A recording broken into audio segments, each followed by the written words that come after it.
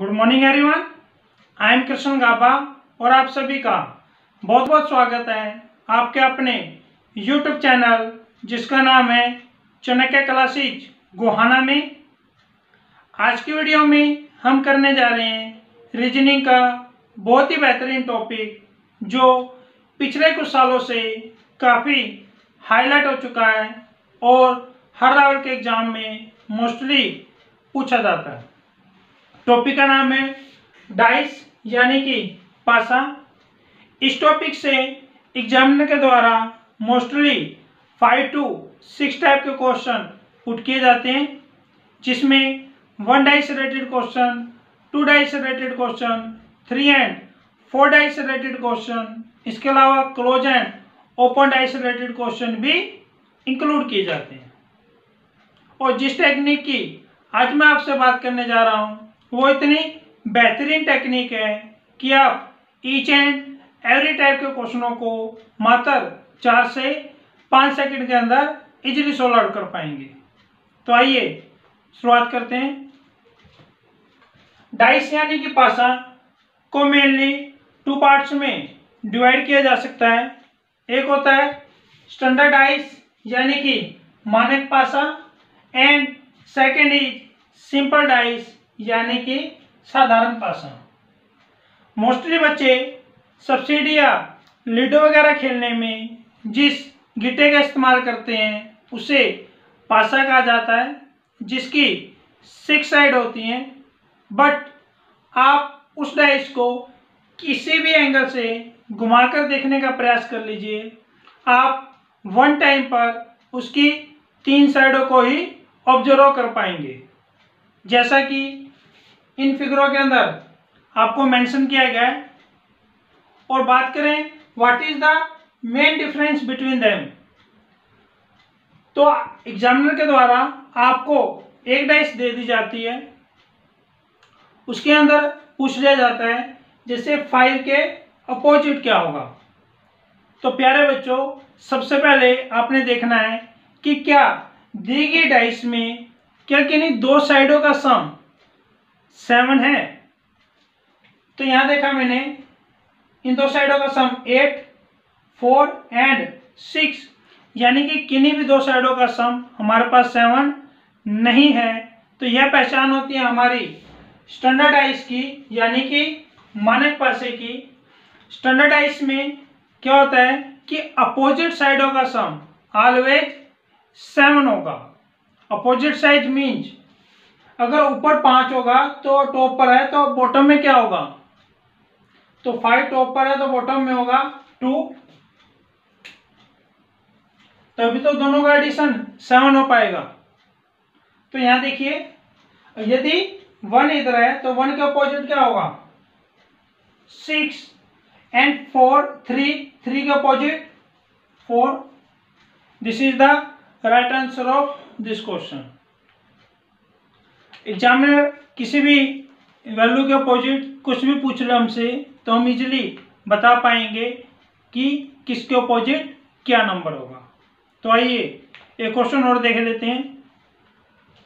जैसे कि इस डाइस में पूछा कि 4 के अपोजिट क्या होगा, तो सबसे पहले क्या करना है प्यारे बच्चों, चेक करेंगे क्या किन्हीं 2 साइडों का जोड़ हमारे पास 7 आता है। तो हमने चेक किया 11, 9 एंड 10 यानी कि किन्हीं भी 2 साइडों का सम हमारे पास 7 नहीं है। तो यह पहचान होती है स्टैंडर्ड डाइस की, और स्टैंडर्ड डाइस में ऑलवेज अपोजिट साइडों का सम ऑलवेज 7 होगा। तो यहाँ पर देखिए तो 4 के अपोजिट क्या होने वाला हमारे पास 3, 5 के अपोजिट 2 और 6 के अपोजिट 1। किसी भी वैल्यू के अपोजिट कुछ भी पूछा जाए तो हम इजीली बता पाएंगे। इसके बाद देखिए इस डाइस को क्या इसमें किसी 2 साइडों का सम 7 है। तो हमने चेक किया कि इन 2 साइडों का सम हमारे पास क्या है 7। तो यह पहचान होती है प्यारे बच्चों सिंपल डाइस की। सिंपल डाइस में अपोजिट साइडों का सम 7 नहीं होता। तो होगा क्या, तो ऐसे केस में यहां पर देखिए हम अच्छी तरह जानते हैं कि हमारी 6 साइड होती हैं डाइस में, यानी कि 6 नंबर होंगे। यदि हमसे पूछा गया कि 4 के अपोजिट क्या होगा, तो यहाँ देखो प्यारे बच्चों कि 4 के अपोजिट कभी 4 तो पॉसिबल ही नहीं हो सकता, और 4 के अपोजिट 2 एंड 3 भी पॉसिबल नहीं होगा। यदि वो 4 के अपोजिट होगा तो मुझे विजिबल नहीं होगा। तो यहाँ देखिए 2 एंड 3 भी कैंसलाइज हो गया, तो बचा क्या हमारे पास 1, 5 एंड 6। तो यहाँ पर देखिए, तो मैं शॉर्टी के साथ नहीं कह पाऊंगा कि 4 के अपोजिट क्या होगा। मेरे पास 1 भी हो सकता है, 5 भी हो सकता है और 6 भी हो सकता है। तो ऐसे केस में जो ऑप्शन है वो हमारे काफी हेल्प करने वाले हैं। तो यहाँ देखिए एग्जामिनर किस तरह के ऑप्शन हमें प्रोवाइड करता है। तो यहाँ पर जैसे पहला ऑप्शन दिया कि 1, सेकेंड ऑप्शन में एग्जामिनर के द्वारा दिया गया 5, और डी ऑप्शन सी ऑप्शन हमें दिया गया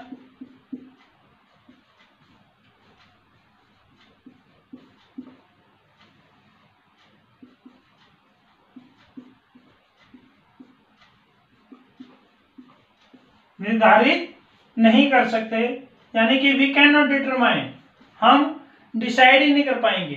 एंड 4 ऑप्शन हमारे पास नो, यानी कि इनमें से कोई नहीं। तो यहां देखो कि 4 के अपोजिट कुछ ना कुछ तो था, बट मैं श्योर नहीं था कि क्या होगा। 1 भी हो सकता है, 5 भी हो सकता है, 6 भी हो सकता है। तो ऐसे केस में यदि हमारे पास ये ऑप्शन दिया गया है कि निर्धारित नहीं कर सकते, तो हमारा क्या होगा, राइट आंसर सी हो जाएगा। और यदि हमारे ये भी ऑप्शन में दिया गया है और हमें दिया जाए 1 या 5 या 6, तो आंसर ये तो निश्चित था कि 4 का अपोजिट कुछ ना कुछ तो है। 1 भी हो सकता है या 5 भी हो सकता है या 6 भी हो सकता है। तो ऐसे केस में ए हमारा राइट आंसर हो जाएगा कंपैरिजन द सी के। यदि ऐसा कोई ऑप्शन हमें नहीं दिया गया तो हमें किस पर जाना है प्यारे बच्चों, निर्धारित नहीं कर सकते। We can not determine, we can not decide, हम डिसाइड ही नहीं कर पाएंगे कि 4 के अपोजिट क्या होगा। तो इसके आगे बात करते हैं। यहां से हमारे फर्स्ट 1 डाइस रिलेटेड क्वेश्चन समाप्त हो जाते हैं। इसके बाद हम आगे बात करते हैं 2 डाइस रिलेटेड क्वेश्चनों की। तो आइए उन्हें भी देखते हैं। देखिए 2 डाइस रिलेटेड क्वेश्चनों को, इसके अंदर एग्जामिनर हमें 2 डाइस प्रोवाइड करता है और कुछ इस तरह का क्वेश्चन पुट कर देते हैं, जैसे दिए गए पासों में 5 के विपरीत क्या होगा। यानी कि हमसे पूछा गया है कि 5 के अपोजिट क्या होगा। इन 2 डाइस हमें दी गई है। तो यहां पर देखिए ध्यान से, यदि आपके पास 2 डाइस दी जाएं और दोनों में 1 नंबर कॉमन हो, जैसे यहाँ पर क्या कॉमन है 2, और वो अपने सेम सरफेस पे कॉमन हो, यानी कि सेम साइड पे कॉमन हो। तो यहाँ पर देखिए बाकी जो सेम साइड बचेंगी वो हमेशा एक दूसरे के अपोजिट होती हैं। तो 5 के अपोजिट क्या होने वाला है 3, एंड 1 के अपोजिट क्या होगा हमारे पास 6। तो यहाँ देखो प्यारे बच्चों, 5 के अपोजिट हमारे पास हुआ 3, 1 के अपोजिट 6, और 2 के अपोजिट यदि पूछा जाए जो नंबर हमें विजिबल नहीं है, क्या नहीं दिख रहा हमें 4, 2 का अपोजिट क्या हो जाएगा हमारे पास 4 हो जाएगा। तो कुछ भी हमसे पूछा जाए तो हम इजीली बता पाएंगे। तो आगे देखिए क्वेश्चन नंबर 2 में, दिए गए पासों में 2 के विपरीत क्या होगा। यानी कि 2 का अपोजिट पूछा गया हमसे और ये 2 डाइस दी गई है। तो ध्यान से देखिए, यदि आपके पास 2 डाइस दी जाए और दोनों में 2 नंबर कॉमन हो, जैसे यहाँ पर क्या कॉमन है हमारे पास 6, 3, 6, 3, और बाकी इसके अलावा जो बचेंगे नंबर वो हमेशा एक दूसरे के अपोजिट होंगे और 100% होंगे। तो हमसे पूछा गया 2 का अपोजिट, तो प्यारे बच्चों 2 का अपोजिट क्या बचेगा हमारे पास 4, तो हम इजीली बता पाएंगे कि 2 का अपोजिट क्या हमारे पास 4। आगे देखिए, दिए गए पासों में 3 के विपरीत क्या होगा, यानी कि हमसे पूछा गया 3 के अपोजिट, और ये 2 डाइस दी गई हैं। यदि हमें 2 डाइस दी जाए और दोनों में 1 नंबर कॉमन हो, तो क्या कॉमन है यहाँ पर 2, और वो अपने सेम सरफेस पर कॉमन ना हो, तो ऐसे केस में क्या करेंगे, तो आपने क्या करना है कि जो दोनों में नंबर कॉमन है वो लिख लेंगे, थोड़ा सा एरो का निशान बनाएंगे। तो किसी भी डाइस को पहले ले सकते हैं, तो जैसे 2 लिखा मैंने मेंशन किया, तो 2 से क्लॉकवाइज रोटेशन लेंगे और देखेंगे कि कौन से नंबर पहले आ रहे हैं। तो 2 को जब मैंने क्लॉकवाइज एनालाइज किया, तो 2 के बाद क्या आएगा 5, उसके बाद क्या आएगा 3, तो थोड़ा सा गैप रखने के बाद 5 एंड 3 रख देंगे। इसके बाद देखिए, इस 2 के क्लॉकवाइज घुमाऊंगा तो 1 के बाद क्या आएगा हमारे पास 6, तो ये 2 दोबारा लिखना है, 1 और 1 के बाद क्या है हमारे पास 6। तो यहाँ पर देखिए, पूरी की पूरी डाइस हमारे पास ओपन होके आ चुकी है, जिसके अंदर 5 के अपोजिट 1 होगा, 3 के अपोजिट 6 होगा। यदि 2 के अपोजिट पूछा जाए, जो नंबर विजिबल नहीं है, क्या 4, तो हमारे पास क्या हो जाएगा 4 हो जाएगा। Right answer of this question. देखिए कुछ और बेहतरीन क्वेश्चन। एग्जाम का लेवल जब टफ बना दिया जाएगा, तो इस तरह के क्वेश्चनों से आपका सामना होगा। जैसे दिए गए पासों में 2 के विपरीत क्या होगा, यानी कि एग्जामिनर आपको 4 डाइस देता है, कभी 4 देता है, कभी 3 दे देगा आपको, और आपसे पूछेगा कि 2 का अपोजिट क्या होगा। जो भी हमने 2 डाइस में मेथड सीखे थे, तो सभी का इस्तेमाल करते हुए किसी भी मेथड का इस्तेमाल कीजिए, आप क्वेश्चन का आंसर इजीली दे पाएंगे। इसके अलावा एक और बहुत ही सिंपल मेथड सीख लेते हैं। तो आइए, हमसे पूछा गया 2 का अपोजिट, तो यहाँ देखा मैंने जब फर्स्ट टाइम को एनालाइज किया, तो 2 के साथ मुझे क्या विजिबल है 4 एंड 6, यानी कि यदि 4 और 6 2 के अपोजिट होते तो मुझे नहीं दिखने चाहिए थे। तो यहाँ से ये बात तो तय होगी कि 4 एंड 6 2 के अपोजिट नहीं हो सकते। तो ऑप्शन में देखा मैंने 6 भी पॉसिबल नहीं है, 4 भी पॉसिबल नहीं है, 2 ऑप्शन मेरे कट चुके हैं।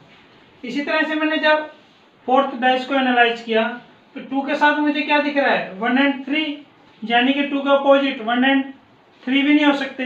तो जो मेरा बी आंसर था 3 वाला, वो भी क्या हो जाएगा कैंसिलाइज हो जाएगा। तो आंसर हमारे पास क्या आएगा डी, यानी कि 5 is the right answer of this question. इसके अलावा और देखते हैं क्वेश्चन। जो हमने मेथड सीखे थे 2 डाइस में, तो यहाँ देखिए, जो मैंने सेकेंड एंड थर्ड डाइस को एनालाइज करूँ, 2 डाइसों को लेके चलते हैं, तो इन दोनों में क्या कॉमन है। इन दोनों में मैंने एनालाइज किया 3 एंड 4, 3 एंड 4, 2 डाइस मेरे क्या है, 2 डिजिट मेरे क्या है कॉमन है। तो यहाँ पर 3 एंड 4 को छोड़ते हुए बाकी जो बचेंगे वो क्या होंगे, एक दूसरे के अपोजिट होंगे। तो 2 का अपोजिट 5 हम इजीली यहाँ भी बता पाएंगे। इसके अलावा अगर मैं बात करूँ दूसरे मेथड की, तो जब मैंने फर्स्ट एंड थर्ड डाइस को एनालाइज किया, तो दोनों में कॉमन देखेंगे। तो जब मैंने दोनों में कॉमन देखा, तो दोनों में क्या कॉमन है 4, और 4 अपने सेम प्लेस पे कॉमन है। तो हमें सीख चुके हैं कि जब 2 डाइस के अंदर 1 डिजिट कॉमन हो और वो अपने सेम प्लेस पर कॉमन हो, तो बाकी जो सेम प्लेस होते हैं वो क्या होंगे, एक दूसरे के हमेशा अपोजिट होंगे। तो हम बता पाएंगे कि 3 का अपोजिट क्या होगा 6, और 2 के अपोजिट हमारे पास क्या होगा 5। तो this is the right answer of this question. इसके अलावा अगर मैं बात करूं थर्ड मेथड की, तो थर्ड मेथड में जैसे हम थर्ड एंड फोर्थ को ले लेते हैं। थर्ड एंड फोर्थ में कॉमन क्या है, मेरे पास 3 कॉमन है, तो 3 यहाँ लिखेंगे। इसके बाद क्लॉकवाइज एनालाइज करेंगे तो 4 एंड 5 आएगा, थोड़ा सा गैप देते हुए 4 एंड 5 मेंशन करेंगे। तो सेकेंड डाइस के कॉमन नंबर को लेंगे 3 को, फिर वही क्लॉकवाइज एनालाइज करेंगे तो क्या आएगा 1 एंड 2, तो 1 थोड़ा सा गैप देके 2 मेंशन करेंगे। तो इस तरह से पूरी की पूरी डाइस हमारे पास खुल के आ चुकी है। तो हम इजीली बता पाएंगे कि 2 के अपोजिट क्या हो जाएगा हमारे पास 5। जैसे कि हमने देखा एक बिल्कुल सिंपल मेथड, और जो हमने सेकंड डाइस में 2 डाइस के मेथड सीखे थे, तो हमने तीनों का इस्तेमाल करते हुए, यानी कि किसी भी एक डाइस का इस्तेमाल करके आप इजीली बता पाओगे कि इस क्वेश्चन का आंसर क्या हो सकता है। आई होप कि आपको अच्छे से समझ में आया होगा। इसके बाद देखते हैं अगला क्वेश्चन। कहता है जी प्रसार चित्र को मोड़कर विकल्पों के 4 घनों में से कौन सा घन बनाना संभव है। यानी कि आपको एक डाइस इस तरह से ओपन डाइस दी जाती है और ये 4 डाइस क्लोज बंद कर दी जाती हैं। तो यहाँ पर आपको बताई जाती हैं कि इसको एनालाइज कीजिए और इनमें से कौन सी डाइस संभव हो सकती है। तो ऐसे केस में कई तरह के ऐसे चित्र आएंगे हमारे पास। तो ऐसे केस में 1-1 के डिफरेंस पे जो नंबर होंगे, अक्षर होंगे, वो एक दूसरे के अपोजिट होंगे। तो यहाँ देखिए 3 के अपोजिट 5 होगा, 2 के अपोजिट 4 होगा और 1 के अपोजिट 6 होगा। 3 के अपोजिट क्या है हमारे पास 5, 2 के अपोजिट क्या है 1 का गैप देते हुए 2 के अपोजिट 4 एंड 1 के अपोजिट 6। तो यहाँ पर देखिए जब मैंने फर्स्ट डाइस को एनालाइज किया क्या ये पॉसिबल है, तो 1 एंड 6 यहाँ पर क्या है एक दूसरे के अपोजिट है, यानी कि मुझे एक साथ दोनों नंबर नहीं दिखने चाहिए। तो यहाँ पर तो मुझे दिख रहे हैं, तो ये तो पॉसिबल है ही नहीं। तो जब मैं सेकेंड डाइस में आया तो यहाँ पर देखिए 3 एंड 5 भी विजिबल है। तो यहाँ पर 3 एंड 5 क्या होने चाहिए एक दूसरे के अपोजिट है, तो दोनों एक साथ मुझे नजर नहीं आने चाहिए। तो ये भी आंसर नहीं हो सकता। जब मैं थर्ड डाइस के अंदर आया तो इसमें क्या है 2 एंड 4 एक साथ दिख रहे हैं और 2 एंड 4 क्या है इसमें अपोजिट। तो ये भी मेरा आंसर पॉसिबल नहीं हो सकता। तो आंसर क्या बचा मेरा लास्ट में डी।